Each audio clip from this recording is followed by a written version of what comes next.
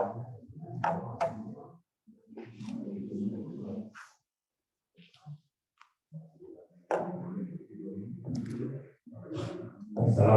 warahmatullahi wabarakatuh. Waalaikumsalam warahmatullahi wabarakatuh.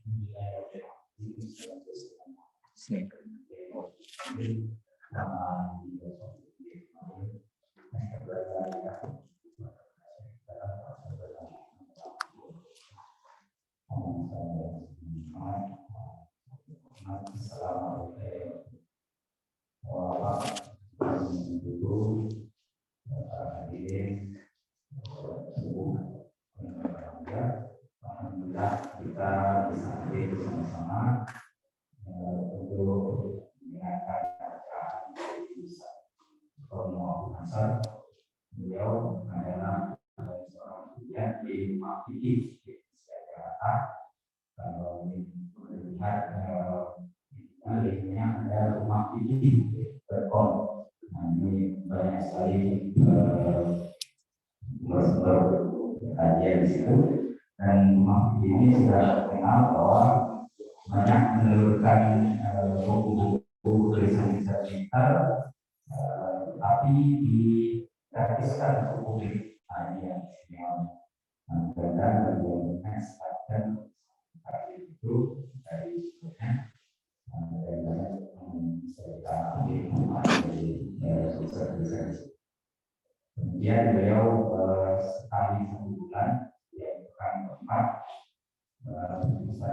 Romo datang karena sudah menjadi menantu dari warung ini Pak Ustaz, sehingga dari sebulan kesempatan ini bisa kita manfaatkan menjawab beliau sebagai kegiatan dan alhamdulillah kita punya satu masjid yang memiliki kesempatan memberikan penjelasan.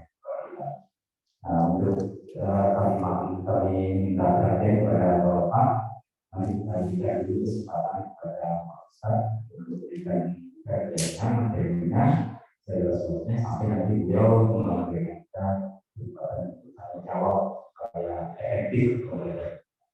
Kemudian saya dari Pak material dulu nanti kalau siap. Kalau ada pertanyaan bisa juga serahkan apabila tidak terjawab. Kemudian dimaklumi juga mudah-mudahan masyarakat bermanfaat ya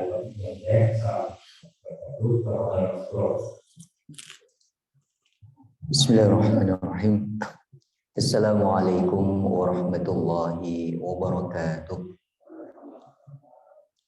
Alhamdulillah, tsumma alhamdulillah nahmaduhu wa nasta'inuhu wa nastahdihi wa nastaghfiruhu wa natubu ilaih wa na'udzu bihi min syururi anfusina wa min sayyiati a'malina man yahdihillahu fala mudilla lahu wa man yudlil fala hadiya lahu wa asyhadu an la ilaha illallah wahdahu la syarika lahu wa asyhadu anna sayyidana wa maulana Muhammadan abduhu wa rasuluhu alladzi la nabiyya wa la rasula ba'dah.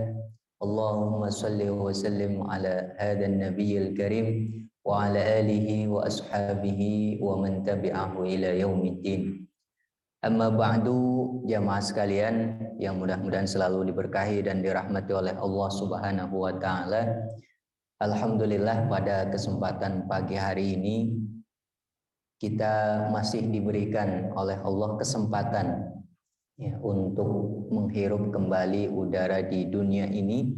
Tentu itu bukan sekedar kesempatan hidup, tetapi juga kesempatan memperbaiki diri. Barangkali kita masih punya dosa yang belum terampuni, barangkali kita masih punya bekal yang belum kita kumpulkan, ya, belum sempat kita tumpuk, belum sempat kita bawa seperti itu, maka Allah buka lagi mata kita, hidupkan kembali setelah tidur kita, dan kita bersyukur atas itu semuanya.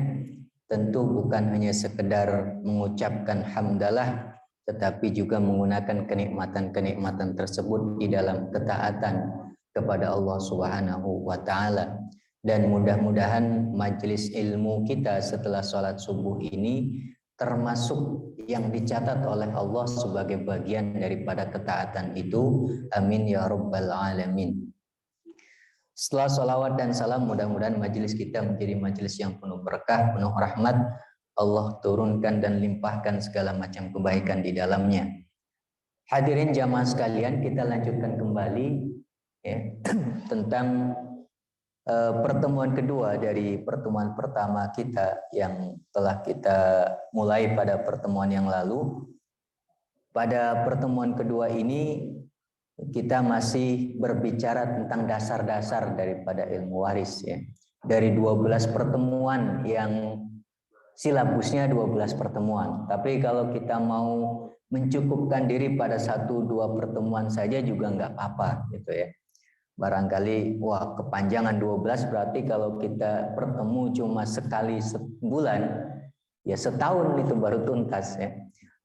Cukup lama memang. Tapi sebelum kita masuk ke sana, saya ingin mengulangi kembali bahwa fikih waris ini seperti yang Rasul Shallallahu Alaihi Wasallam pernah sabdakan dan sudah pernah saya sampaikan pada pertemuan yang lalu, adalah ilmu yang akan cepat hilang dari muka bumi ini. Karena dia ilmu yang paling cepat hilang, kita juga bisa menyaksikan itu dengan kepala kita sendiri ya. Banyak kita melihat perdebatan-perdebatan di media sosial, tapi biasanya kita tidak menemukan perdebatan tentang ilmu waris. Ya, kenapa? Ya karena memang tidak tahu ilmunya. Ya. Kalau mau memperdebatkan tentang yang sudah biasa diperdebatkan, kalau yang sekarang lagi sering terulang kan kemarin 25 Desember gitu ya, boleh atau tidak dan seterusnya. Itu rutinan tahunan ya, karena memang itu yang bisa diperdebatkan oleh setiap mereka yang istilahnya ya tahu itulah dari ilmu agama seperti itu. Walaupun tentu itu juga bagian daripada kecemburuan kita sebagai umat Islam ya, terhadap agamanya. Tetapi ketika bicara ilmu waris, kayaknya kita tidak menyaksikan. Ada orang berdebat ilmu waris nih, bukan memperdebatkan tentang jatah saya berapa, bukan gitu ya. Kalau itu sering kita dengar gitu, bahkan saling menggugat di pengadilan juga satu hal yang biasa. Perdebatan ilmiahnya, perdebatan ilmunya, perdebatan ilmiahnya itu sepertinya tidak pernah kita saksikan. Sebagaimana orang berdebat tentang hadis kunut subuh misalnya gitu ya, yang pada pertemuan yang lalu pernah sekilas juga kita bahas itu. Karena fikih waris tetap ada perdebatan-perdebatannya, tapi karena kita jarang membahasnya, dan Rasul sendiri sudah mengatakan dia ilmu yang bisa cepat hilang dari muka bumi ini, ya yang memperdebatkan sedikit, yang tahu sedikit seperti itu. Tapi mudah-mudahan dengan kita mengadakan majelis waris ini, ya seperti yang disinyalir oleh Rasul SAW tadi, waktunya masih panjang lagi, entah kapan gitu. Kita masih bisa sempat menikmati ilmu waris ini selagi para pakarnya masih hidup. Mereka masih menuliskan kitab-kitabnya dan menjelaskan, menyebarkan ilmu ini kepada masyarakat Islam di berbagai penjuru dunia Islam tentunya. Makanya seperti yang pada pertemuan lalu kita bicara tentang khilafiyah gitu ya, sebagai muqaddimah karena ini adalah bagian daripada ilmu fikih. Dalam satu pertanyaan yang lalu kan, khilafiyah ini sebenarnya apa gitu. Maka sedikit ditambahkan ya bahwa khilafiyah ini bukan apa-apa, dia bukan aliran, bukan sesuatu yang harus dijauhi dan seterusnya, karena memang dia sesuatu yang niscaya pasti ada.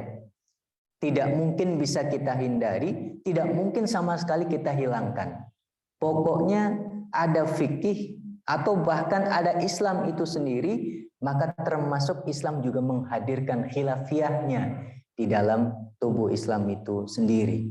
Maka saya cukup bersemangat sekali ketika menjelaskan tentang khilafiyah ini, karena khilafiyah ini nama lain daripada muqaranatul madzhab.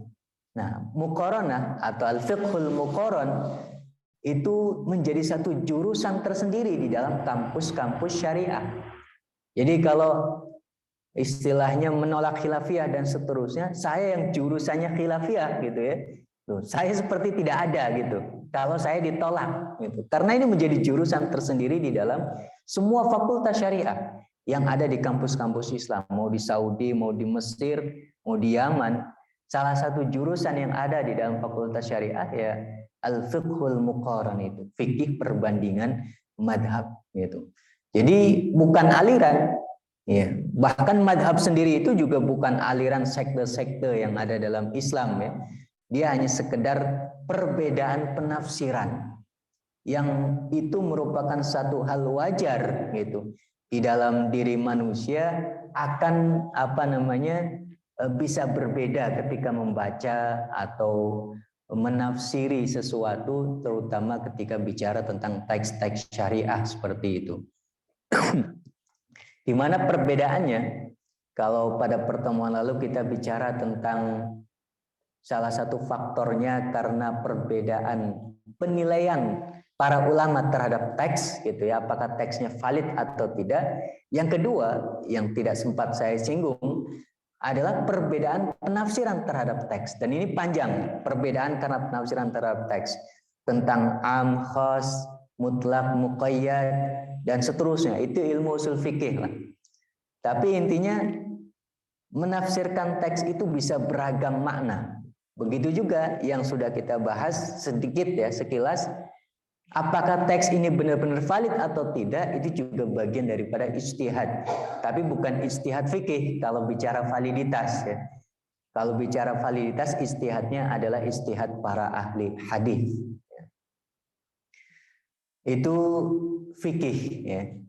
Sekedar tambahan ya, yang insya Allah akan terus terulang-ulang semacam ini di setiap pertemuan, karena yang namanya fikih tidak akan bisa terlepas dari yang namanya madzhab al-arba'ah. Nah, fikih itu terbagi menjadi dua, ibadah dan muamalah. Ibadah ada thaharah, salat, jenazah, zakat, puasa, haji, sembelihan, sumpah, nadar, ibahah, hadar. Ibahah hadar itu gampangnya ya tentang makanan, minuman, seperti itulah. Kuliner gitu. Itu semuanya masuk ke ruang ibadah. Kemudian yang kedua muamalah. Muamalah itu ada ahwal syakhsiyah. Nah, ahwal syakhsiyah itu bicara tentang pernikahan, tentang perceraian, termasuk di dalamnya tentang waris. Nah, waris ada di sini. Kemudian ada madaniyah iqtisadiyah, ini sipil ekonomi, jinayah murafaat, ini pidana perdata, dusturiyah, ini hukum tata negara, duailiyah, ini hukum internasional. Ya, saya kira ini sekedar pengenalan saja betapa luasnya tentang ilmu fikih ini. Nah, sedangkan silabus kelas waris atau pertemuan pengajian waris ini ada 12 yang saya rumuskan gitu ya. Ya ini bisa jadi kajian setahun biar nggak sampai bertahun-tahun seperti itu. Pertama pengantar, itu yang pada pertemuan lalu. Nah, hari ini kita bicara tentang definisi. Kemudian nanti kita bicara wasiat, waris, perbedaannya apa. Kemudian yang keempat bicara syarat. Yang kelima bicara tentang pewaris itu sendiri. Kemudian kriteria harta.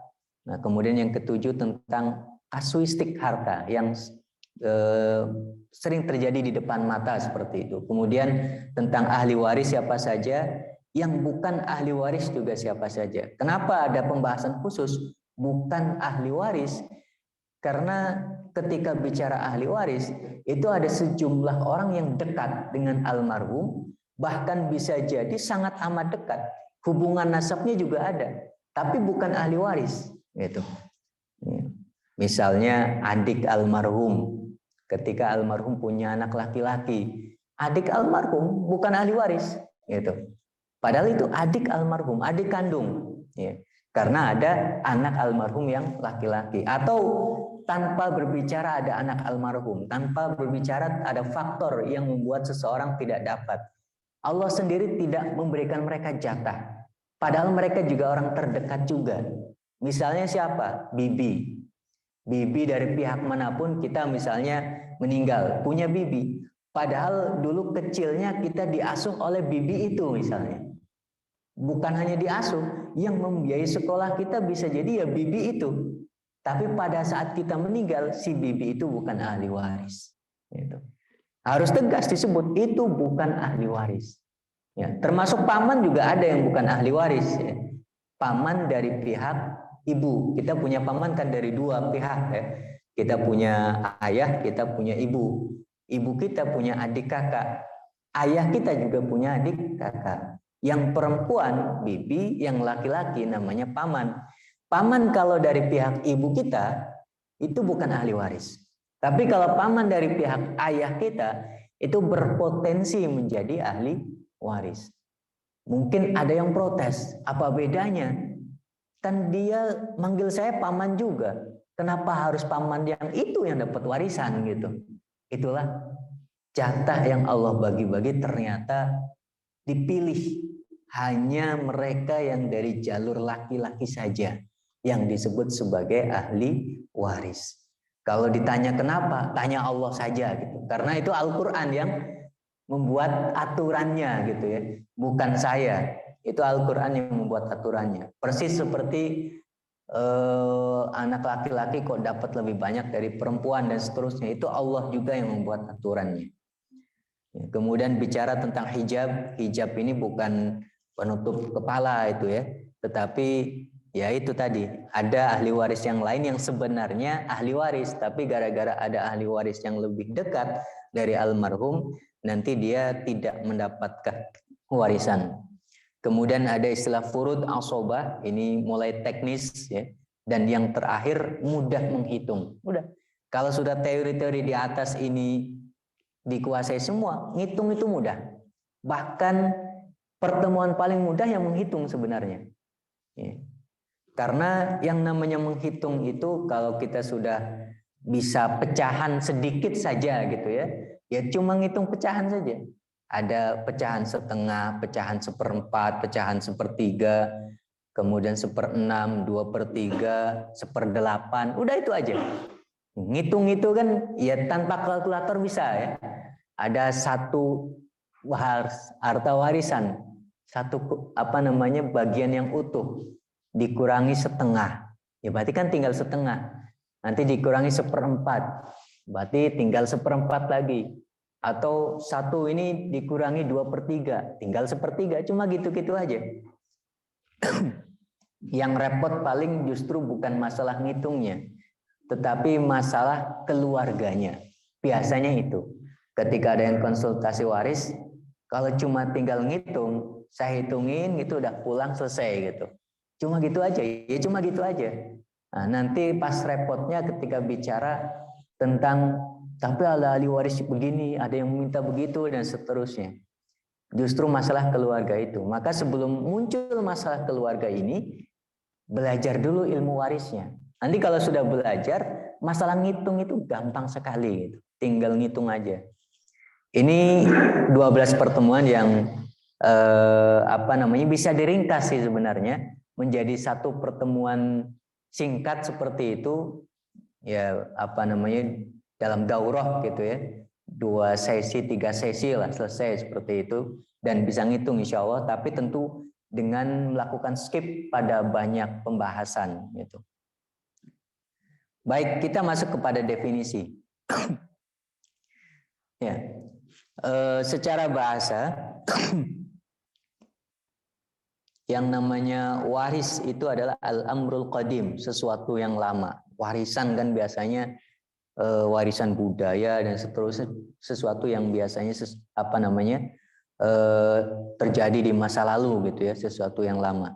Tawarusahul akhir anil awal wal baqiyah min kulli syai'. Ya, bisa bermakna pokok, bisa bermakna perkara lama yang diwarisi oleh generasi tertentu dari leluhurnya yang terdahulu, atau juga bisa dimaknai sisa. Ini secara bahasa. Ya, seperti kata Al-Quran, wa waritha Sulaimanu Dawud, dan Sulaiman telah mewarisi Dawud. Atau wa innal ulama warathatul anbiya, para ulama adalah ahli waris para nabi. Ini terjemahan yang benar ya. Ada yang menerjemahkan para ulama adalah pewaris para nabi. Itu keliru sebenarnya, Pak. Ya, keliru bahasa aja. Pewaris kan artinya orang yang mewariskan. Gitu. Di KBBI bisa dibuka itu, Pak. Orang yang mewariskan, yang meninggal itu pewaris gitu. Almarhum itu pewaris. Tapi kalau orang yang mendapatkan warisan namanya ahli waris. Nah, kalau para ulama itu bukan pewaris, tapi ahli warisnya para nabi. Karena para ulama lah yang bisa mendapatkan warisan para nabi itu, ilmu-ilmu para Rasul Shallallahu Alaihi Wasallam. Karena kalau bukan ulama, ya mereka dapat juga, cuma dapat yang sudah matang, yang sudah diolah, yang sudah jadi seperti itu tinggal diamalkan. Nah, untuk mengolahnya itu para ulama. Ini pewaris ya. Itu secara bahasa. Nah, sedangkan secara istilah, ini secara istilah sebenarnya ini. Yang namanya faraid atau ilmu waris itu jamak dari kata fariidhah.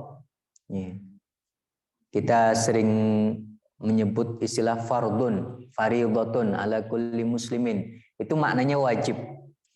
Sesuatu yang pasti, sesuatu yang sudah ditentukan. Nah, sedangkan secara istilah waris itu bicara tentang harta dan penghitungannya, yaitu harta almarhum tentunya ya. Pembagian warisan kepada mereka yang berhak, atau gampangnya ilmu untuk mengetahui siapa ahli waris, siapa bukan ahli waris, dan bagian masing-masing ahli waris. Ini bicara definisi yang sudah gampang, tidak perlu lama-lama. Nah, yang penting untuk diketahui dari definisi itu kurang lebih 4 hal. Pertama, di dalam Islam itu ada yang namanya perpindahan harta. Dan bukan hanya waris, jual beli itu termasuk perpindahan harta. Saya beli buku dari toko, maka ada bukunya orang toko yang kemudian pindah kepemilikan menjadi milik saya. Tetapi perpindahan buku ini tidak otomatis, melalui proses. Yang proses itu disebut sebagai akad. Itu jual beli. Atau ada juga perpindahannya bukan jual beli, hibah. Ya. Ada akadnya, walaupun kadang-kadang akadnya dibikin simple gitu ya. Saya kasih, saya terima. Kalau dalam madhab Syafi'i seharusnya itu ada akad, ya saya terima gitu. Saya terima itu harus keluar, termasuk dalam jual beli. Saya jual bu, saya beli ya, itu harus muncul di dalam lisan. Sebenarnya madhab Syafi'i seperti itu. Tapi para ulama kontemporer Syafi'iyah sudah memaafkan. Yang penting hatinya, yang penting inti substansinya. Kalau akad yang ada di lisan itu kan simbol-simbol saja. Orang kalau sudah ngasih duit ya pasti belilah. Nggak harus ngomong saya beli gitu, tuh nggak harus. Tapi para ulama klasik di masa lalu itu punya pertimbangan yang mungkin kita tidak membayangkannya bagaimana seperti itu ya. Harus dengan lisan. Saya jual, yang membeli saya beli. Itu harus ngomong. Makanya dulu Imam Nawawi itu pernah salah satu entah topinya atau apanya gitu lagi di jalan dicuri. Beliau sih tidak merasa kehilangan, tapi ngejar-ngejar pencurinya. Bukan dalam rangka mengambil barangnya kembali, bukan. Cuma pengen ngomong kepada pencurinya, weh kamu ngomong saya terima, ini mau saya kasihkan gitu.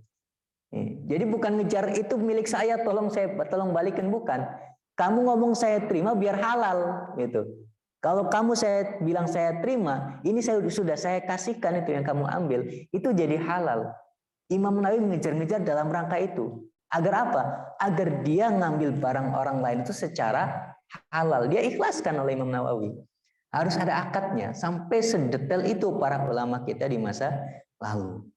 Nah, dari akad-akad itu ada juga perpindahan harta yang sifatnya otomatis. Ini masuk kepada yang kedua, bersifat otomatis. Tanpa akad apapun, tanpa ada saya beli, saya jual, tanpa ada saya kasih, saya terima, pokoknya otomatis. Setiap ada orang meninggal, ya, ini masuk ke yang ketiga. setiap ada orang meninggal, secara otomatis kalau orang meninggal itu punya harta, maka harta itu menjadi milik ahli warisnya. Itu otomatis. Bersifat otomatis.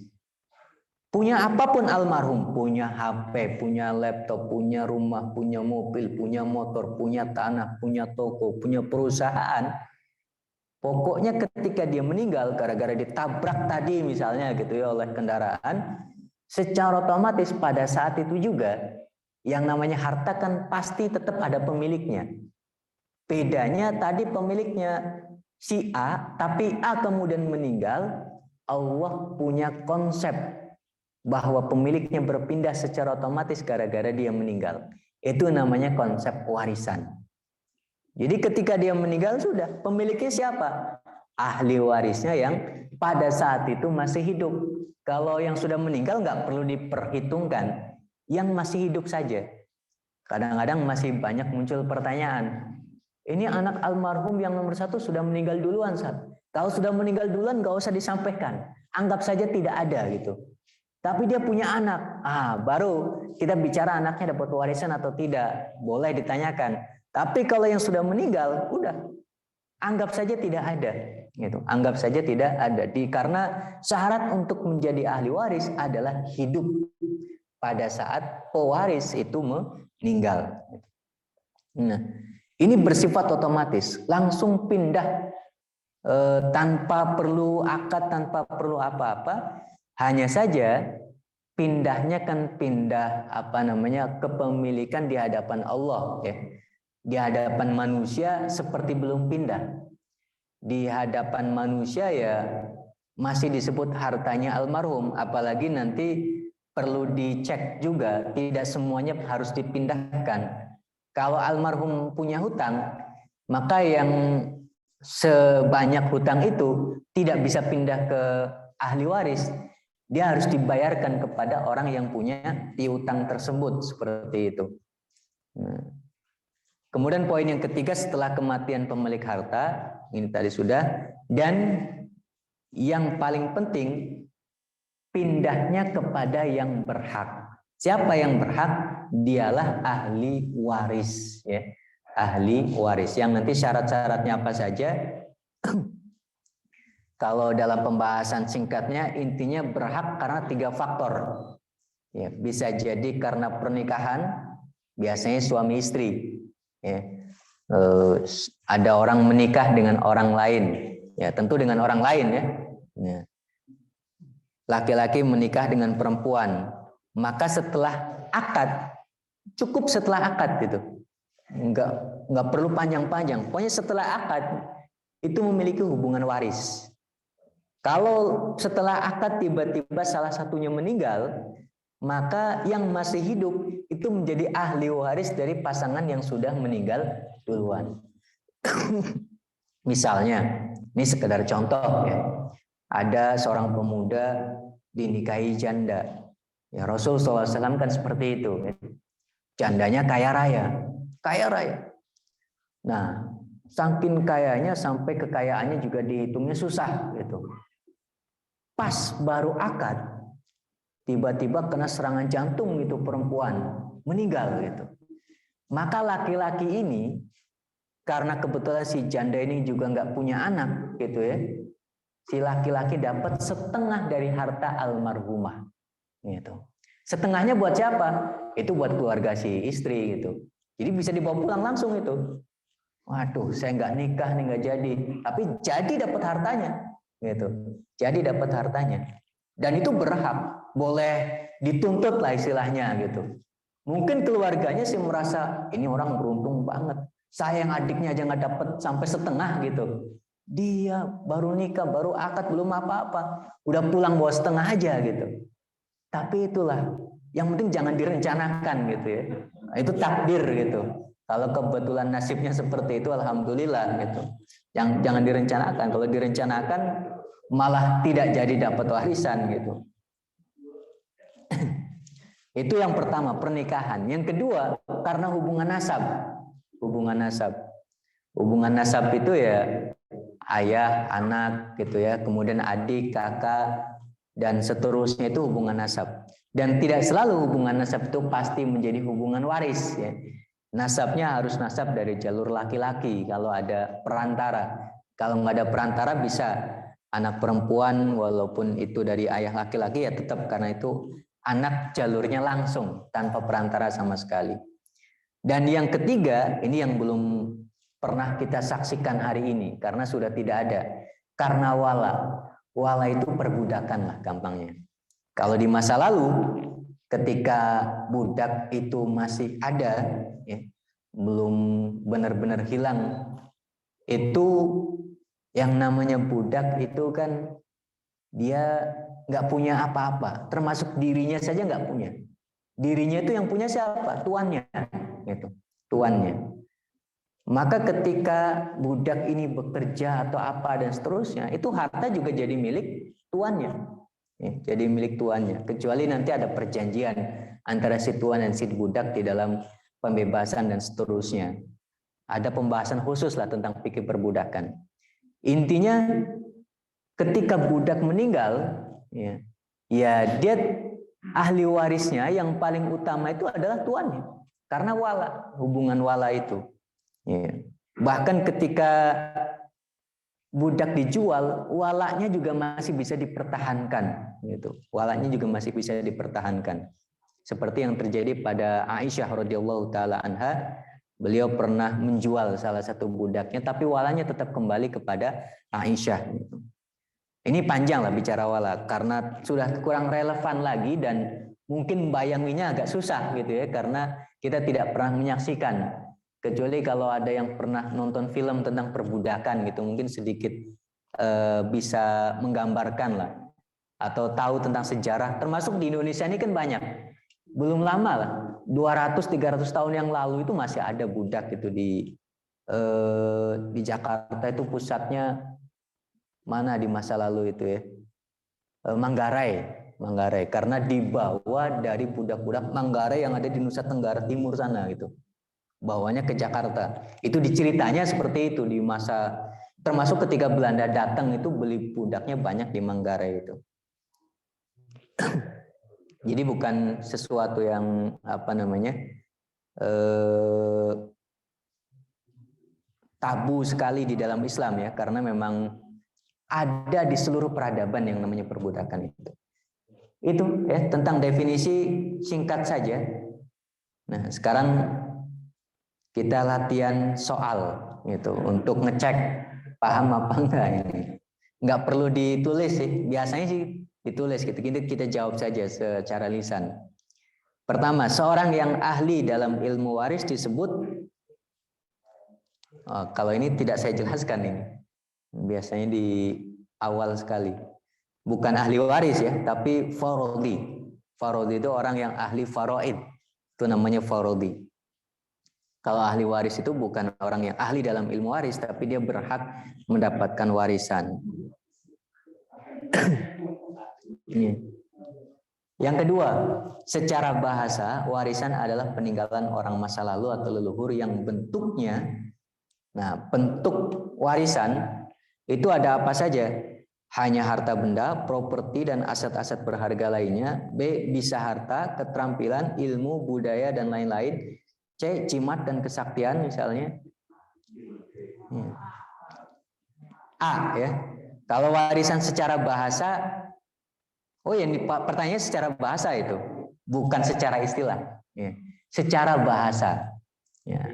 B, nah, kalau secara istilah ilmu fikih itu A. Ya. Tapi kalau secara bahasa keterampilan juga disebut warisan, gitu.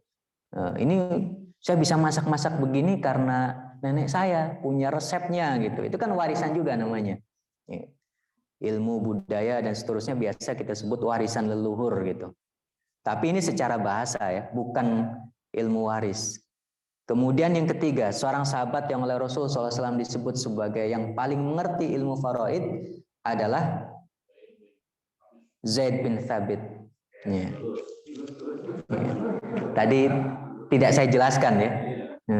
Berarti udah ada yang tahu nih. Nah ini yang mungkin tadi sudah saya jelaskan. Padahal tidur. Sejak kapan kepemilikan harta almarhum berpindah kepada ahli waris? A. Sejak dibagikan almarhum saat masih hidupnya. B. Sejak hembusan nafas terakhir almarhum. C. Sejak dicatatkan di hadapan notaris. Ada yang C juga ini. B apa C? B. Ya. Pokoknya almarhum menghembuskan nafas yang terakhir ya sejak saat itu juga. Ya, harta itu sudah pindah kepemilikan kepada ahli waris. Tapi dengan catatan ya, memang almarhum nggak punya utang gitu. Kalau ternyata almarhum punya utang sebanyak yang ditinggalkan, nggak jadi dapat warisan, Pak.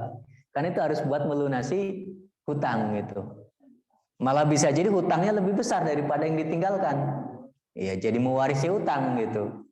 Cuma hutang tidak diwariskan. Ya. Hutang itu tidak diwariskan. Hutang itu ya tanggungan almarhum. Ya, bukan berarti ahli waris harus melunasi hutang almarhum, tidak. Kecuali kalau pada saat hidupnya almarhum pernah bilang kepada anaknya misalnya gitu ya. Nah, nanti kalau saya meninggal hutang sama Pak A itu belum lunas, kamu yang lunasin ya. Kemudian anaknya bilang, insya Allah siap Pak gitu. Baru itu namanya akadnya hiwala, pelimpahan kewajiban pembayaran hutang. Tapi dengan catatan ketika yang punya hutang itu meninggal. Kalau itu wajib dituntut itu anaknya. Maksudnya boleh gitu. Karena memang dia sudah sanggup pada saat almarhum masih hidup untuk melunasi hutang almarhum bapaknya. Tapi kalau belum pernah ada akad-akad semacam itu, ini siapa yang lunasin gitu? Ya ditanggung di akhirat, besok ditagih gitu ya. Cuma kalau misalnya pada saat hidupnya dia sudah berupaya sedemikian rupa untuk benar-benar mau melunasinya, besok di akhirat insya Allah Allah bantu untuk melunasi. Dia meninggal pada saat usaha itu. Tapi kalau memang nggak ada niat melunasi gitu ya, sengaja, nggak usah dilunasi, dia orang kaya juga misalnya gitu, diundur-undur gitu. Pas ngutang sih semangat sekali gitu ya, tapi pas membayar susahnya minta ampun gitu. Padahal ada itu, uangnya ada, buktinya apa? Itu di media sosialnya kayak jalan-jalan terus gitu. Masa nggak ada uang sih? Gitu. Untuk melunasi utangnya. Nah, orang yang seperti itu besok baru ditagih di akhirat gitu. Allah nggak akan bantu. Tapi kalau yang di dunianya benar-benar nggak mampu dan dia berupaya sedemikian rupa untuk melunasinya, sampai pengen ngutang juga lagi gitu ya untuk melunasi utang itu, tapi keburu meninggal, Allah yang akan membantunya di akhirat. Nggak usah takut gitu. Jadi yang penting adalah upaya sedemikian rupa agar dia benar-benar mau melunasi hutang-hutangnya itu. Ntar tanggung nih Pak, tinggal berapa soal lagi Din ya. Biasanya ada 7 sampai 10 nih. 5. Faktor pewarisan dari almarhum kepada ahli warisnya ada 3 tadi ya. Ada pernikahan, nasab, dan wala. 6. Faktor apa yang menyebabkan anak-anak Sule masih berhak mendapatkan warisan dari almarhumah mantan istri Sule? Apa? Nasab. Ya. Ya, karena anak adalah anak, tidak ada mantan anak. Kalau Sulenya nggak dapat warisan, kenapa?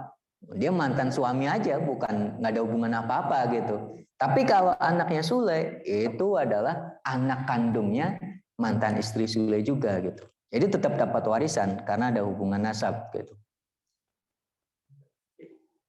Kalau suami yang baru itu ya ahli waris ya karena hubungan pernikahan.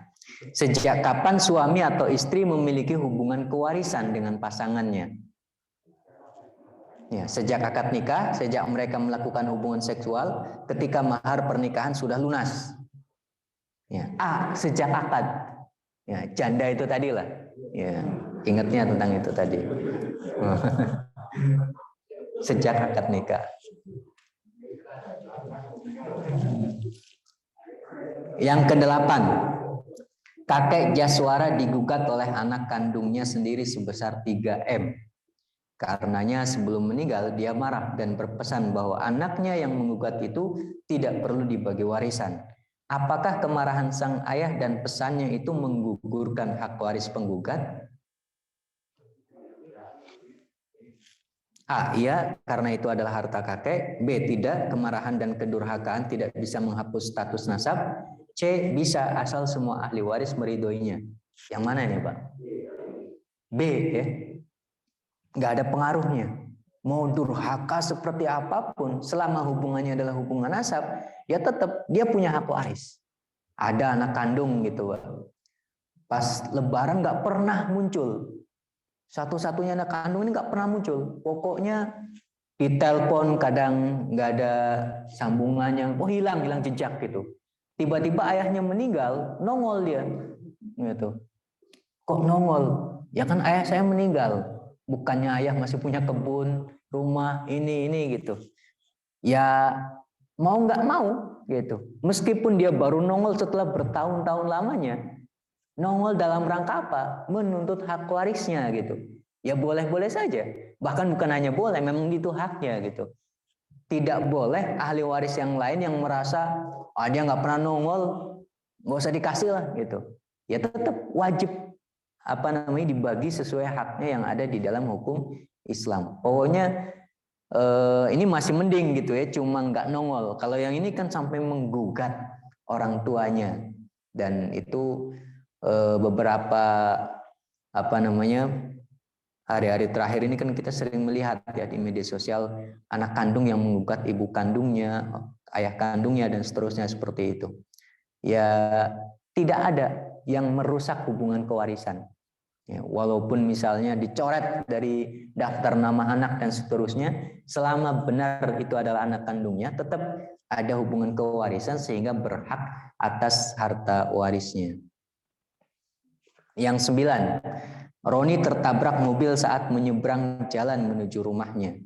Mantan istri yang baru diceraikannya 50 hari yang lalu langsung keluar dan membawanya ke rumah sakit.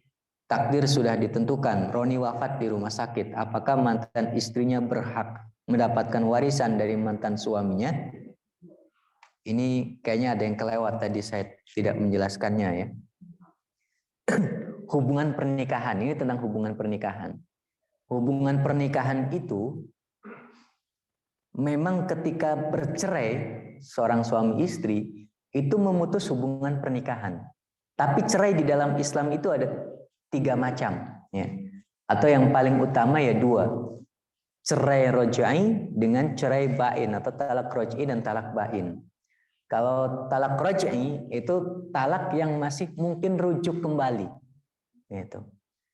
Nah, kalau masih mungkin rujuk kembali kan berarti ada yang namanya masa iddah gitu. Ya, yang bain pun ada masa iddahnya gitu.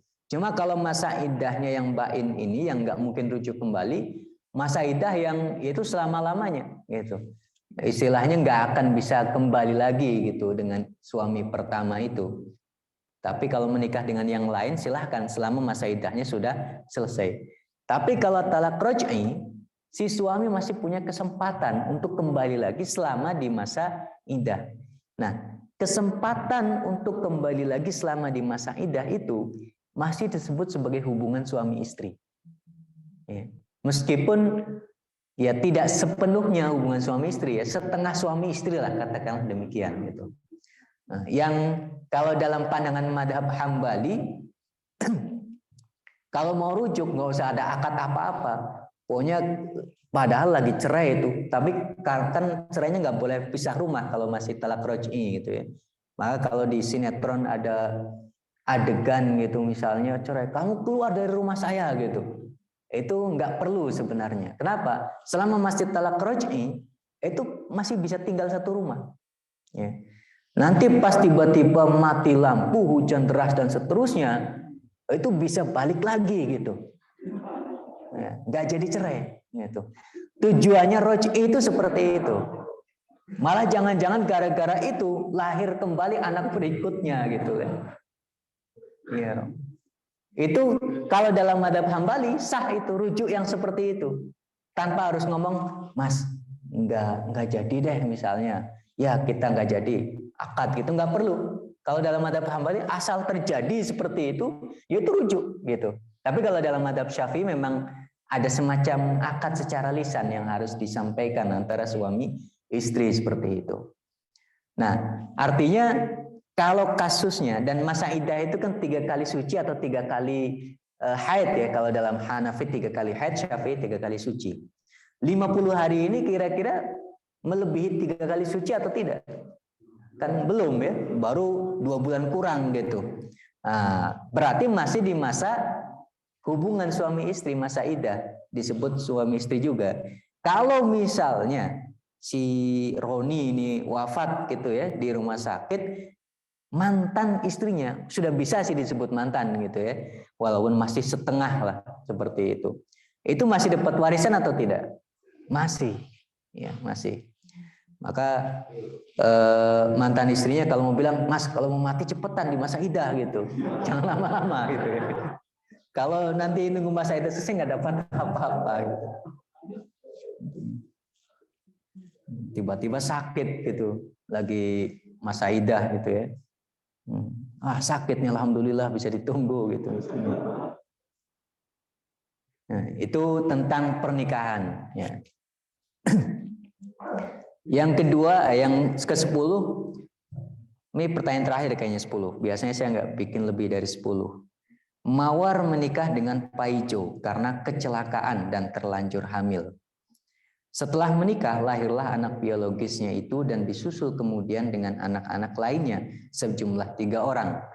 Jadi anak Paijo semuanya ada 4 dan semuanya laki-laki. Jika Paijo wafat, ada berapa ahli waris yang ditinggalkannya? Nah, ini juga tadi kelewat tidak dijelaskan. Untung diingatkan melalui soal ini.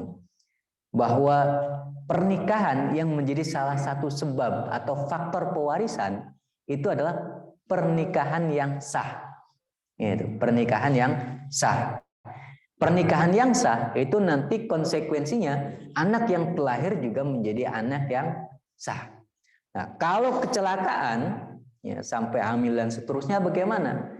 Ya, anak ini kalau dengan ibunya memiliki hubungan kewarisan, karena hubungan nasab tetap terjaga dengan ibunya. Tapi kalau dengan bapaknya tidak. Ya, dalam pandangan mayoritas ulama, kalau dengan bapaknya, karena ini hasil kecelakaan, dia tidak memiliki hubungan nasab. Secara biologis itu darahnya. Kalau tes DNA ya ada lah itu, pasti nyambung dengan bapaknya. Tapi kita bicara secara syar'i. Secara syar'i itu tidak ada hubungan apa-apa. Ya manggil ayah sih boleh-boleh saja gitu. Tapi harus jelas gitu bahwa mereka itu tidak ada hubungan syar'i secara kekeluargaan dalam panggilan ayah anak seperti itu. Tapi hanya panggilan ayah anak sebagai keluarga saja formalitas. Secara syar'i tidak bisa. Maka kalau kasusnya seperti Mawar dan Paijo ini, ketika Paijo wafat, ahli warisnya ya berapa? Tetap 4 gitu. Kenapa? Istrinya jangan dilupakan gitu. Istrinya juga ahli waris. Ya, kan yang ditanya berapa ahli warisnya, bukan anak-anak yang jadi ahli waris berapa, kan enggak. Tapi semuanya itu ahli warisnya ada berapa gitu. Ini membaca soal juga harus cermat, Pak. Hati-hati gitu. Hati-hati. Iya. Fokusnya kan ke anaknya gitu ya.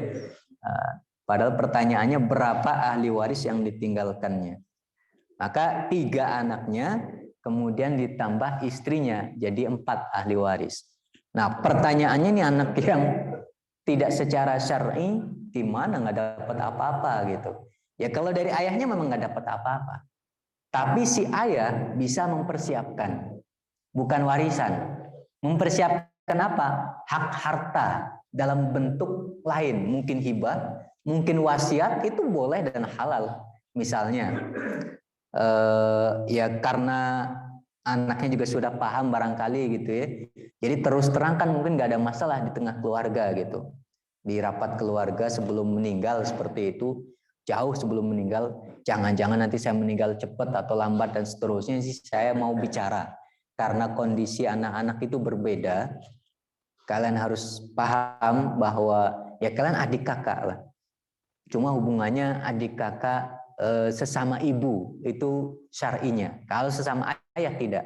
Dulu ayah punya masa kelam yang begini-begini dan seterusnya.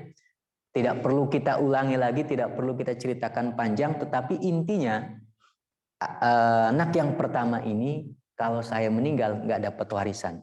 Maka saya umumkan bahwa nanti ketika meninggal tolong sepertiga harta atau maksimal sepertiga, tidak boleh lebih gitu ya. Mau seperempat boleh, mau seperlima boleh, seperenam boleh, pokoknya maksimal sepertiga, nggak boleh lebih. Dari harta yang saya miliki itu saya wasiatkan untuk anak pertama. Wasiat. Kalau wasiat, maka dikasihkannya sama persis seperti pas bagi-bagi waris itu. Yang 3 anak dapat warisan, 1 anak dapat wasiat. Bisa dengan cara-cara seperti itu persiapannya. Atau kalau agak khawatir, jangan-jangan nanti pas sudah dikasih wasiat tidak terlaksana seperti itu. Ya sudah, kasih aja hibah pada saat hidup.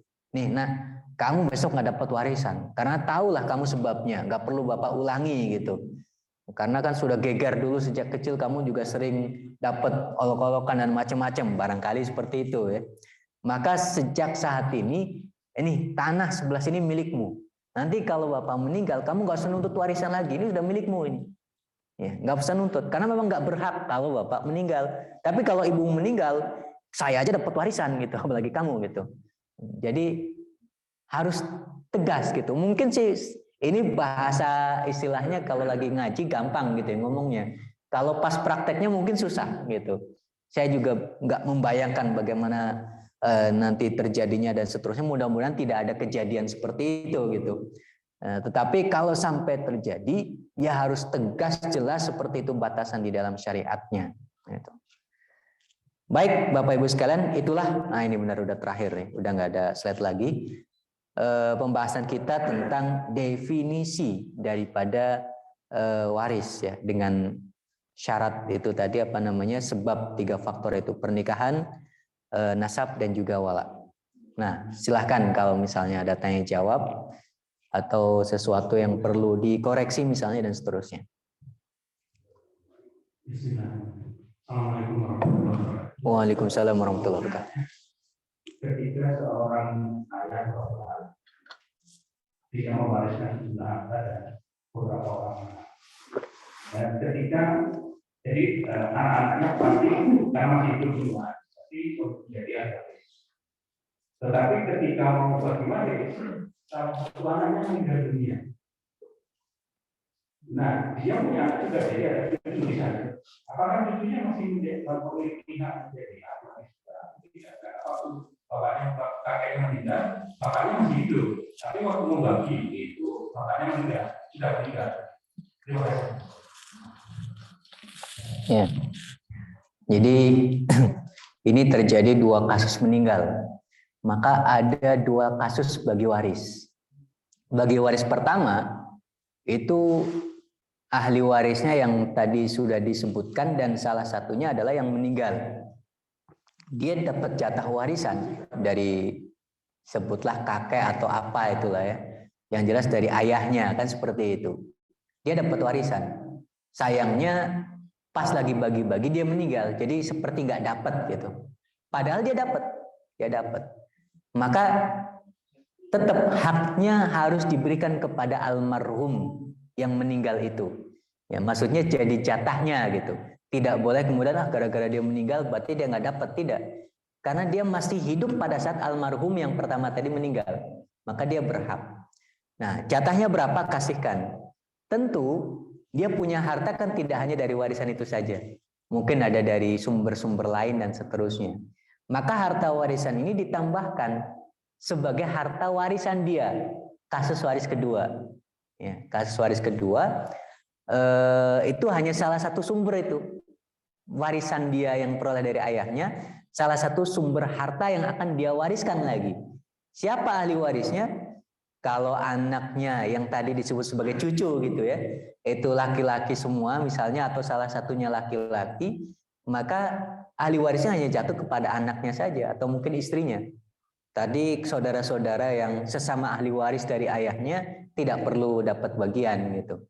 Nah, mereka dapat warisan si anak ini atau cucu lah kalau dari yang meninggal pertama itu, yang sumber warisannya ada dua, dari kakek warisan itu gitu ya, bukan warisan dari kakek sih, ya warisan dari ayahnya gitu, karena dia bukan ahli waris kakeknya, plus ditambah harta ayah yang lainnya gitu. Nah, berapa bagiannya? Silahkan dikumpulkan semua harta itu tanpa melihat ini warisan kakek atau bukan. Pokoknya ini adalah harta almarhum yang kedua, itulah yang dijadikan sebagai warisan untuk cucu kalau dilihat dari kakeknya, anak kalau dilihat dari almarhum yang pertama itu, yang kedua. Bisa dipahami ya Pak? Bisa Pak.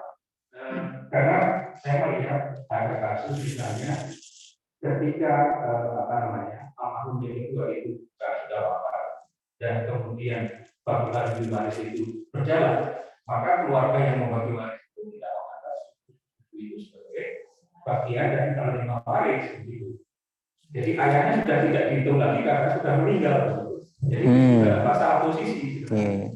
Karena ayahnya ketika kakeknya meninggal, ayahnya masih hidup. Tapi ketika bagi waris, ayahnya sudah meninggal. Sehingga istri dan anak-anaknya ini seolah-olah tidak memiliki bagian dari kakeknya. Itu cukup sulit karena mereka tidak bisa menuntut apa-apa.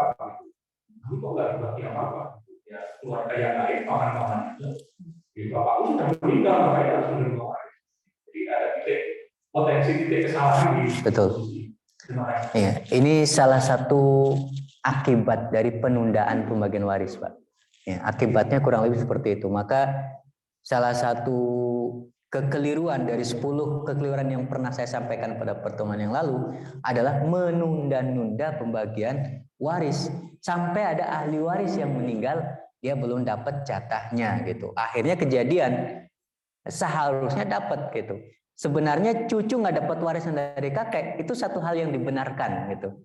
Tapi dalam kasus ini, kasusnya ya dia jadi dapat sebenarnya. Kenapa? Dia jadi ahli waris daripada almarhum ayahnya sendiri, seperti itu, yang harusnya sudah diperoleh sejak awal dulu gitu. Kalau sebenarnya bisa dituntut sih, asal ada ya saya kira banyak saksi, banyak bukti lah ya. Cuma ributnya paling gitu. Bisa dituntut sebenarnya. Cuma ributnya itu yang agak lama itu. Wallahu a'lam. Ada lagi yang mau tanya?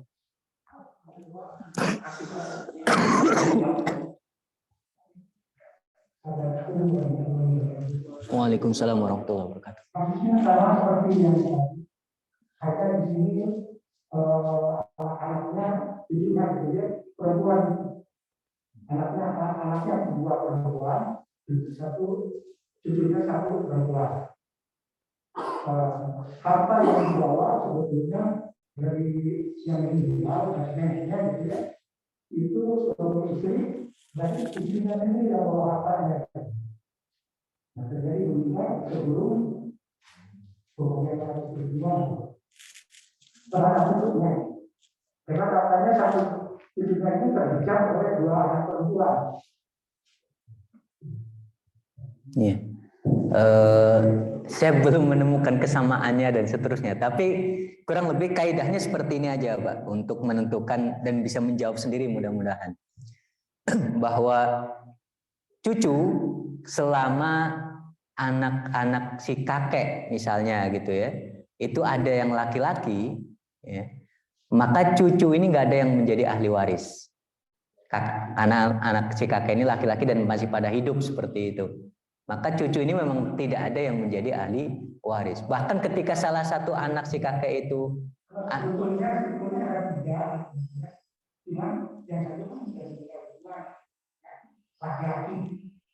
meninggal duluan daripada si kakek.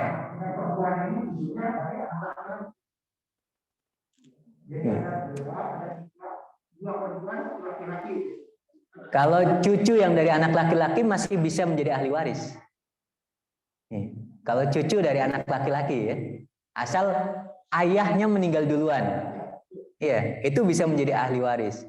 Artinya dia cucu ya, yang dihubungkan ke kakek karena ayahnya, bukan karena ibunya. Kalau karena ibunya, itu tidak menjadi ahli waris. Tapi kalau dia dihubungkan manggil kakek karena ayahnya, gitu ya, dan ayahnya kemudian meninggal duluan, dia masih berkesempatan menjadi ahli waris. Kapan? Ketika yang ada dari anak-anak si kakek itu cuma bibi-bibinya, bukan pamannya. Tapi kalau yang ada dari anak si kakek itu paman-pamannya, dia tetap nggak dapat warisan. Tapi kalau cuma bibi-bibinya, dia ahli waris. Karena kalau bibi-bibi itu tidak menghalangi. Perempuan itu tidak memiliki daya hijab atau daya halang seperti itu, sebagaimana kekuatan laki-laki.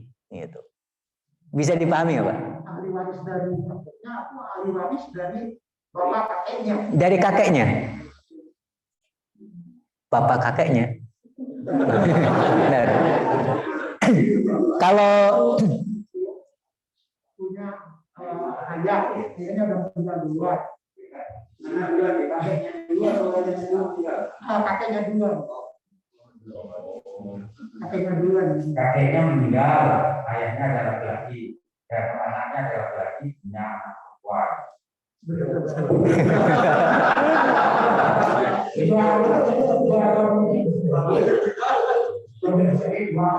Ini punya anak dua, satu laki-laki, dan laki-laki itu meninggal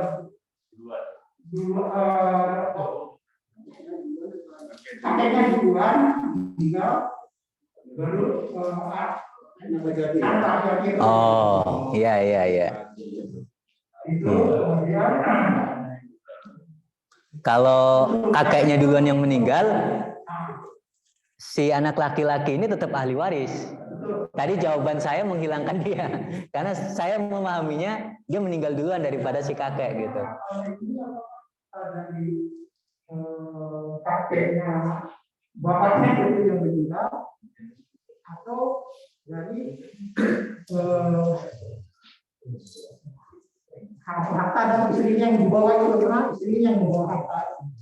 Jawabannya kurang lebih mirip seperti apa ini, bahwa dia mendapatkan warisan si cucu ya, bukan si anak. Si cucu dapat warisan itu dari ayahnya yang meninggal, bukan dari kakeknya, karena dia bukan ahli waris kakek. Karena masih ada ayahnya pada saat itu kan, pada saat kakeknya meninggal, ayahnya masih hidup gitu. Nah, si ayah itulah yang dapat warisan dari kakeknya. Nah, Masalahnya sekarang itu dibagi waris ke ayahnya dulu. Itu bukan masalah saya sih. Jadi harus dibagi gitu. Ya. Pada saat ini yang disebut sebagai penundaan itu tadi, Pak.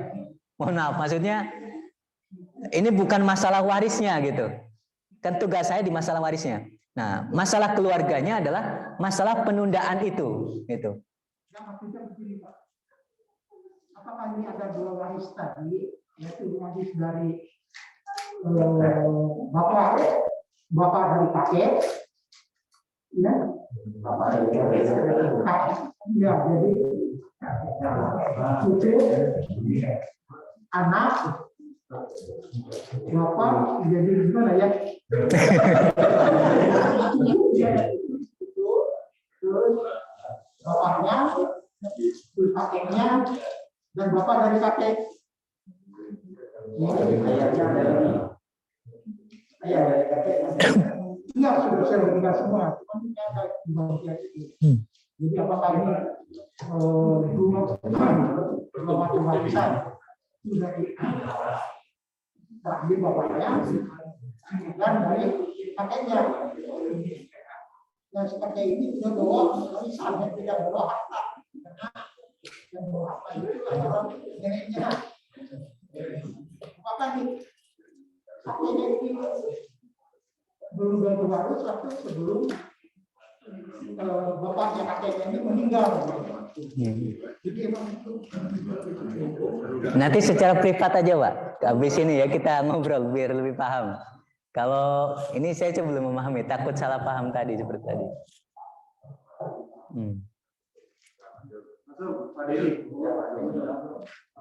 Ya, Ustaz, silakan. Ini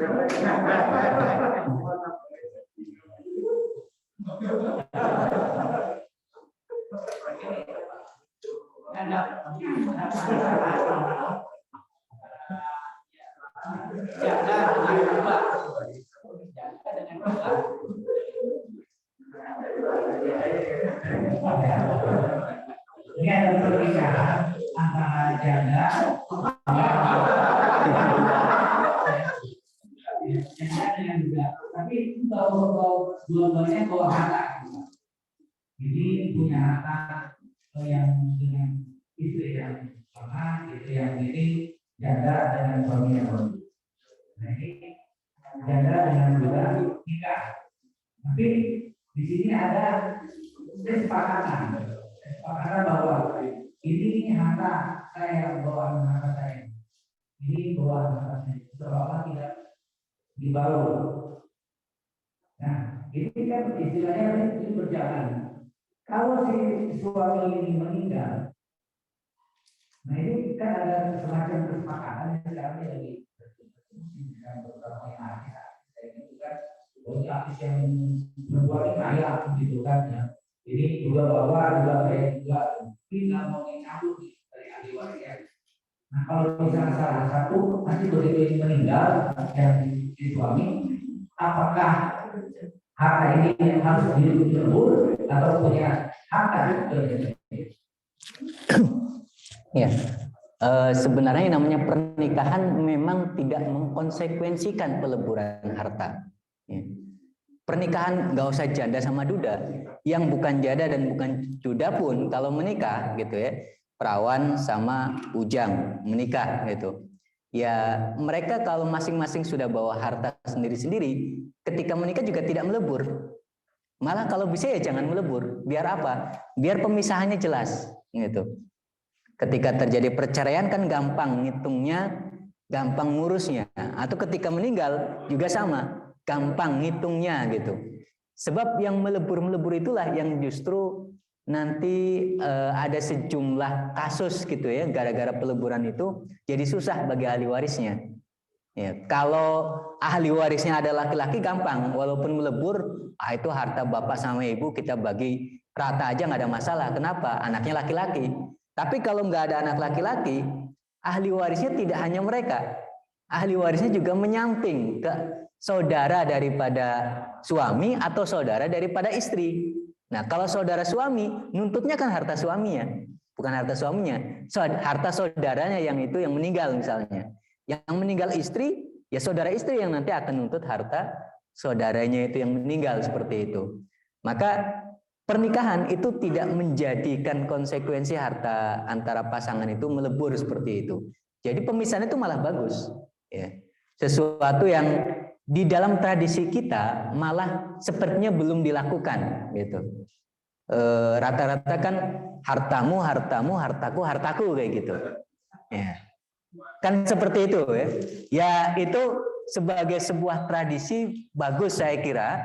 Cuma di dalam hitungan hitam di atas putihnya tetap harus tegas gitu. Kalau yang kecil-kecil mungkin nggak ada masalah. Tapi kalau yang besar misalnya mobil, itu harus jelas. Ini mobil Bapak beli atas nama ibu atau memang buat ibu gitu. Itu dua hal yang berbeda. Misalnya suaminya punya uang pengen beli mobil lagi. Karena mobil yang pertama atas nama suami sudah, yang kedua atas nama istri ya. Nah istrinya harus tegas, ibunya harus tegas.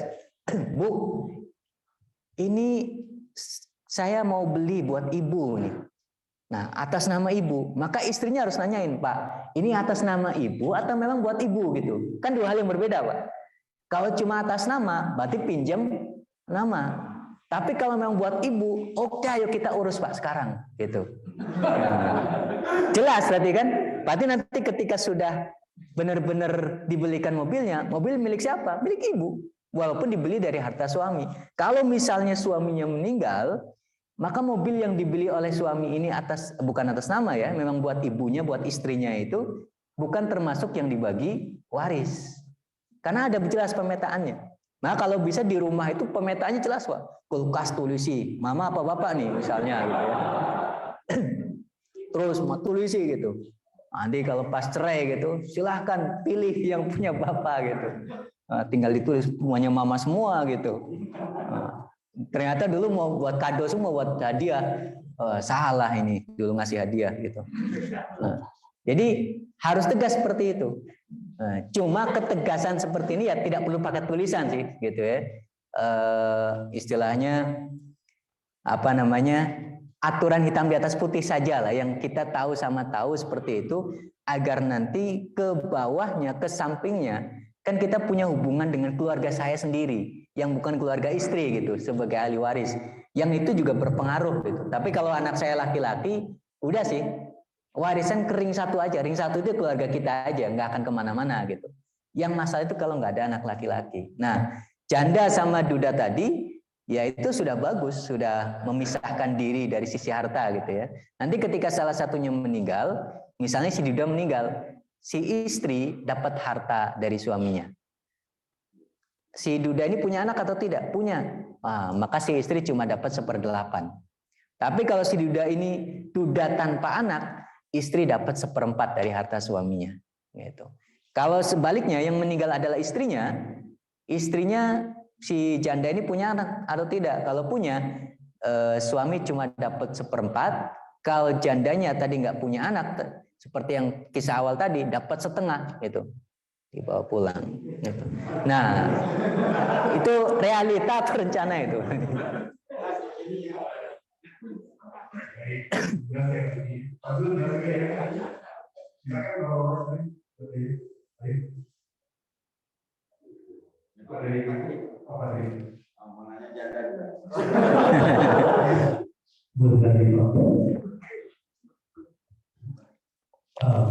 Baik Pak, sebetulnya pembagian waris itu dilaksanakan memburu pahala dari melaksanakan aturan tersebut. Itu ya Pak ya. Bisa jadi karena kelonggaran rezeki yang dipunyai, saya tidak terlalu terkait dengan pembagian waris, ambil saja tadi. Nah, sikap itu sebetulnya kelihatannya baik, tetapi tidak benar kan ya? Betul. Karena tidak menentukan berdoa. Itu satu. Yang kedua, soal 10 ini Pak. Ya, soal 10 ini seperti tadi, kesalahan yang karena menunda dibaginya warisan sehingga muncul penambahan. Yang di sini saya tidak tahu, ini mungkin terjadinya di Indonesia. Kalau terjadinya di mana di wilayah syariah itu jangan, mungkin tidak sampai yang lainnya terjadi kan di wilayah karena hukum badannya dijalankan. Ya betul. Yang pertama, namanya pembagian waris itu salah satunya ketika dilaksanakan, selain itu nanti menguntungkan semua pihak ya, karena hukum Allah yang paling adil, tidak ada yang lebih adil daripada Allah, seperti itu. Keuntungan yang lainnya kita dapat pahala karena melaksanakan syariat Allah Subhanahu wa taala. Maka bagi mereka yang merasa tidak butuh sekalipun, kalau bisa melihat dari sisi ini, saya bukannya hanya tidak butuh hartanya, tapi saya pengen melaksanakan syariat Allah terlebih dahulu, biar dapat 2 pahala Pak. Pahala yang pertama, pahala bagi-bagi waris. Setelah dapat haknya, dia bilang, saya sedekahkan saja nih, atau hadiahkan kepada adik saya yang ini, kayaknya masih butuh nih misalnya, atau kepada siapa lah. Jadi dapat 2 pahala itu, pahala bagi warisnya dapat, pahala hibahnya dapat. Tapi kalau dia cuek-cuek saja, saya nggak butuh lah, atur-atur gitu, dia nggak ada akad gitu, untuk ini mau dikasih mau diapa, nggak jelas seperti itu. Tinggal meluangkan waktu sejenak untuk ikut bagi-bagi gitu ya. Dan setelah menerima dalam makna menerima sahamnya ya, tentu tidak menerima asetnya. Karena nggak mungkin asetnya dipikul-pikul itu kan nggak ada gitu. Nah, setelah menerima sahamnya dah, bagian saya kasihkan kepada adik atau kakak atau siapa misalnya gitu. Karena merasa dia lagi membutuhkan saat ini misalnya untuk biaya A, biaya B. Nah, itu kan dapat pahala double tuh. Pahala mensedekahkan atau menghibahkannya, dan pahala melaksanakan syariat waris gitu. Itu yang pertama ya. Dan yang kedua, pertanyaan apa tadi ya? Mimawar nih. Ya. Iya, nomor 10. Maksudnya yang ditanyakan tadi apa? Saya belum ngeh gitu. Ketika terjadi kecelakaan, sebetulnya kan sudah mestinya ada hukumnya dulu. Betul. Sehingga apakah pernikahan berlangsung atau tidak? Nah, ini kecelakaan dan pernikahan berlangsung. Oh iya. Nah, mestinya kan diselesaikan dulu sebelum pernikahan. Sebenarnya bisa jadi, Pak. Ada kasus perzinaan gitu ya, tanpa dirajam. Karena tidak ngaku. Gitu. Jadi rajam karena disaksikan oleh 4 saksi itu nggak pernah ada. Kan syarat rajam terjadi itu cuma 2. Iqrar, pengakuan dari si pelaku. Dan yang kedua adalah karena ada saksi yang jumlah minimalnya harus 4. Itu menyaksikan secara live gitu Pak. 4-nya itu harus menyaksikan. Seperti masuknya timba ke dalam sumur. Itu 4-4-nya harus tahu, harus menyaksikan bersama. Tapi kalau cuma ada 1 saja gitu ya, maka 1 saja ini nggak boleh lapor. Justru kalau dia lapor dia yang dihukum. Meskipun yang disaksikan benar-benar satu perzinaan. Tapi nggak boleh lapor. Saya menyaksikan sesuatu yang tidak boleh dilihat. Nah, tapi karena itu adalah perzinaan dan kalau saya lapor, saya yang dihukum, mending nggak usah lapor. Gitu. Ya tinggal kan jangan sampai menyaksikannya itu dalam waktu lama gitu ya. Ya sekilas saja itu kalau dalam waktu lama itu bukan menyaksikan, nonton gitu. Kalau yang sekilas lewat nggak sengaja gitu, nah itu nggak berdosa gitu. Tapi kalau nggak sengaja terus dilanjutkan gitu ya sampai selesai misalnya, nah itu yang ada dosanya. Apalagi dia sendirian. Kalau dia lapor gitu ya, dia yang dihukum. Kenapa? Hakim akan bertanya, kamu sendirian yang melihat. Kalau kamu sendirian yang lihat, berarti kamu menuduh saudaramu berzina.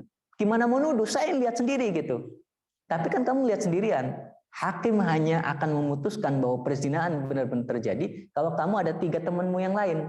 Lah ini kamu sendirian, maka kamu yang akan dihukum gitu. Itu namanya had qadhaf gitu.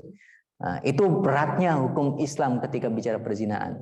Tapi kalau ada yang mengaku gitu ya, ya karena pengakuan tanpa harus ada saksi, sendiri saja ngaku langsung dirajam. Dan Rasul merajam para pezina, jumlahnya nggak banyak sih di masa Nabi itu. Itu tidak ada yang karena kesaksian, semuanya karena pengakuan. Gitu.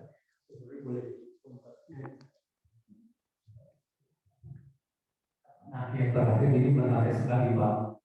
Di zaman kita sekarang ini, jangan kita melihat, ya, bahkan kita hanya mendengar dari medsos, kemudian dalam pemikiran kok pasti dia zina. Ya, betul. Ini berat sekali sebetulnya kita mengikuti berita-berita entertainment karena kita bisa jatuh pada hukum tadi. Betul. Kan menghukumi orang zina padahal hanya mendengar dari infotainment.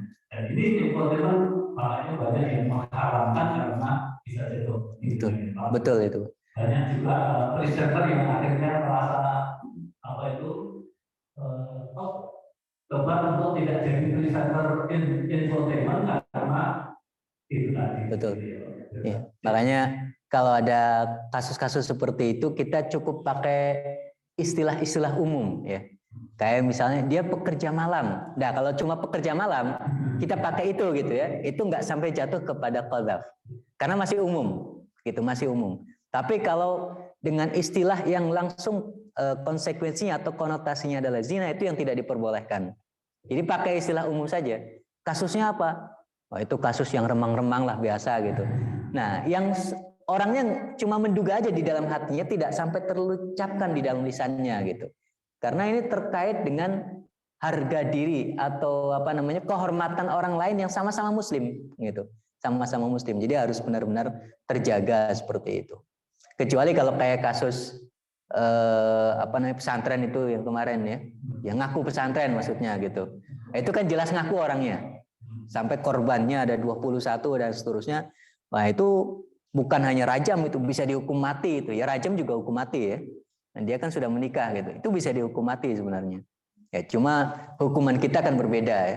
Ya kita ikuti saja perkembangannya. Pak menandaskan pertanyaan yang pertama tadi. Jadi pembagian waris itu memang bisa jadi sumber pecahnya keluarga dan sebagainya. Karena ya ada ketimpangan dan sebagainya, satu yang menuntut dan sebagainya. Nah kalau yang saya sampaikan tadi di untuk menghindari itu apakah boleh? Jadi jangan repot-repot Pak, saya tidak akan mengambil hak waris saya. Tapi tolong sekarang bagi dulu secara waris, nanti akan saya berikan. Nah itu kesediaan itu apakah berarti akan membidangan pembagian secara waris atau hanya sebagai strategi supaya bahwa aturan Allah ditegakkan. Yang jelas bagi waris itu baru bisa dilaksanakan setelah yang punya harta meninggal. Tapi kalau itu tadi rencana sebelum ada yang meninggal, yaitu batal. Sesama ahli waris. Ya boleh. Ya, sesama ahli waris kalau akadnya seperti itu jelas gitu ya. Jadi dia tinggal bilang gitu ke ahli waris yang lain, saya nggak ngambil gitu. Tapi yang bilang nggak ngambil itu harus jelas ya, bahwa saya punya hak sekian, saya tahu, tapi saya ngambil hak ini. Nah, cuma biar tidak jadi rebutan di tengah ahli waris yang lain, kalau bisa Bapak juga tegas, terus haknya buat siapa gitu. Silahkan bagi rata atau kepada salah satu ahli waris dan seterusnya. Karena tadi harta yang tidak diambil itu kan jadi milik siapa itu harus dipertegas gitu. Apakah mau dibagi ke semua ahli waris yang lain atau kepada salah satu ahli waris saja. Itu yang punya harta yang kalau dia secara tegas menyebutkan akan lebih jelas. Jadi ahli waris yang lain tidak ribut-ribut lagi gitu. Tapi kalau cuma dah atur aja, nah, mereka akan bagi rata gitu. Apa enggak itu buat saya aja, takutnya rebutan seperti itu. Maka sebaiknya tetap saya nggak ambil, cuma saya kasihkan ke A. Saya nggak ambil, tapi silahkan bagi rata. Jelas seperti itu. Biar ahli waris yang lain tidak meributkan bagian yang tidak diambil itu. Bisa dipahami? Ya potensi-potensi seperti itu tetap ada. Oh ya, dari ibu-ibu nih. Dua bagian dari satu.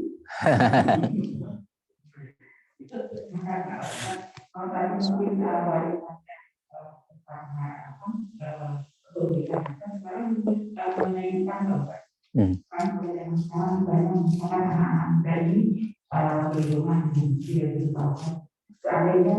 satu saat yang meninggal selesai utangnya, tapi karena kalau tidaknya dengan cara syariah tadi ini ada aturan itu. Nah, di hukum kan itu aturan itu. Karena kalau secara kendaraan, kalau kita minimal, kami itu lunas bahkan. Nah, sekarang gimana secara agama itu yang pertama. Itu ada dua, misalkan ini korban ada seorang meninggal, itu dia tidak utang. Sebelum utang itu selesai itu berpuasa. Tapi kan korban biasa bahwa itu tidak dilakukan. Tapi kami jadi ada. Tapi kemudian misalkan si anak ini mau mengasih utang orang tuanya misalkan selesai. Nah itu sudah awalnya gimana korban apabila si orang tua itu masih punya anak masih ditaruh itu kami itu enggak.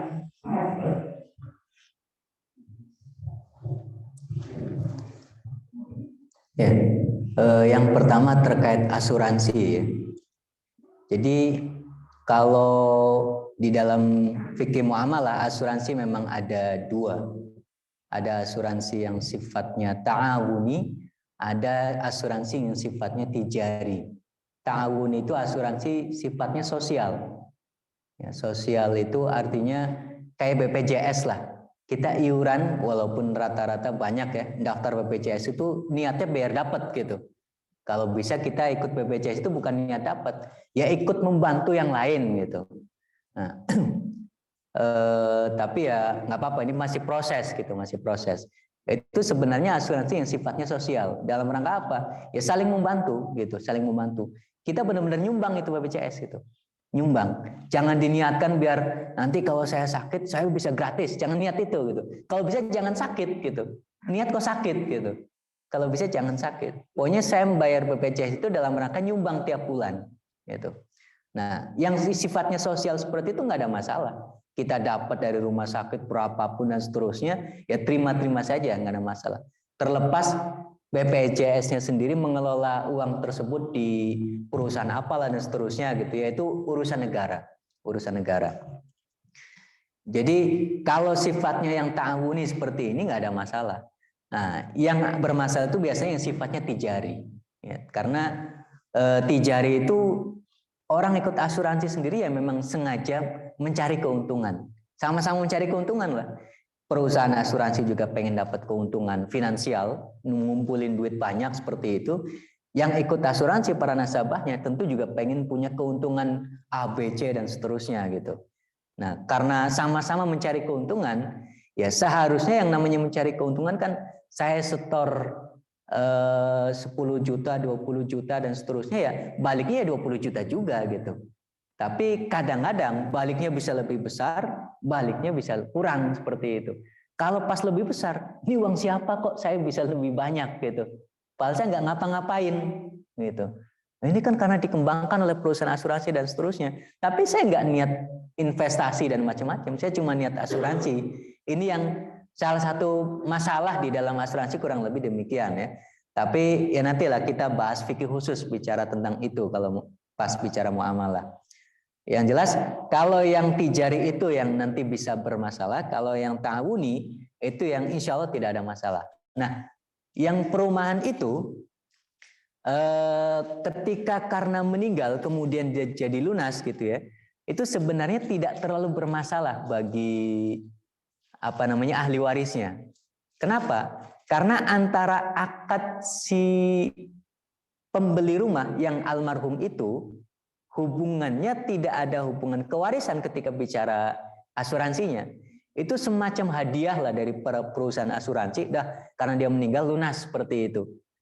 Jadi halal bisa dipakai oleh ahli warisnya dan seterusnya, tidak perlu pikir ini lunas sih baru sebulan meninggal gitu. Alhamdulillah sih gitu. Nggak tahu kalau baru sebulan meninggal perusahaan asuransi mau bayarin atau tidak gitu ya. Syukur banget gitu. Nah, jadi nggak usah melanjutkan kembali, ini rumah sudah jadi milik ahli warisnya gitu. Milik ahli warisnya.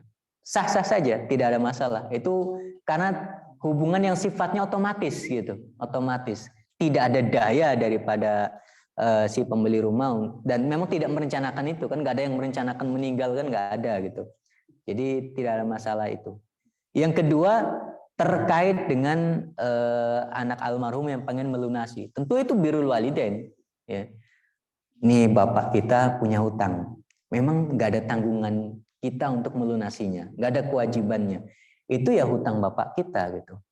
Dan dulu bapak kita juga tidak pernah bilang tolong nanti kalau saya meninggal lunasi ya, nggak pernah bilang seperti itu. Jadi sama sekali bukan kewajiban ahli waris. Tapi kalau di antara ahli waris kemudian terutama anak-anaknya ya pengen berbirrul walidain, berbakti kepada bapaknya, berbakti kepada ayahnya, wah itu bagus sekali. Lah jadi ladang pahala bagi ahli waris. Meskipun bukan kewajibannya, dia mau melakukannya gitu. Apalagi utangnya banyak, kemudian anaknya bilang, dah saya aja, kata yang lain enggak saya aja gitu, rebutan. Ya sudah kita iuran, semuanya dapat pahala. Bagus, justru secara syariat ya itu satu amalan yang sifatnya sunnah ya, bukan kewajiban, sunnah yang tentu pahalanya luar biasa karena masuk ke dalam ringkup birrul walidain seperti itu. Mudah-mudahan bisa dipahami.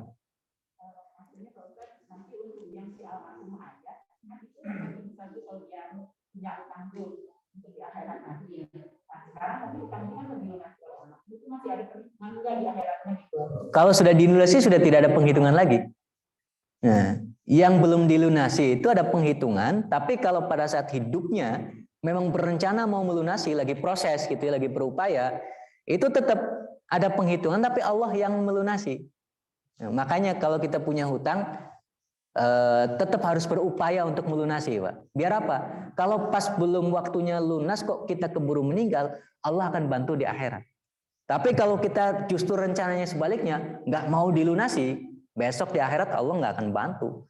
Dia akan dituntut oleh orang yang punya piutang seperti itu, ya Allah justru akan menghukum gitu ya dari tuntutan itu seperti itu. Karena ternyata nggak dimaafkan nih sama yang punya piutang misalnya. Alhamdulillah, mudah-mudahan kita bisa tidak hutang. Amin. Untuk subsidi sesuai dengan kesempatan satu lagi, Ustaz, memang kalau ada Boleh. ibu-ibu kesempatan lagi, kalau yang mau sudah, oke, baik. Bapak-bapak dan ibu-ibu sekalian, para jemaah, kami mohon maaf hanya waktu yang dibatasi kita, karena Pak Ustaz juga dia harus kembali ke Jakarta. Jadi kita akhiri acara kita sampai sekian dulu. Mungkin waktunya baru bisa ketemu lagi bulan depan karena beliau bulan depan baru datang lagi.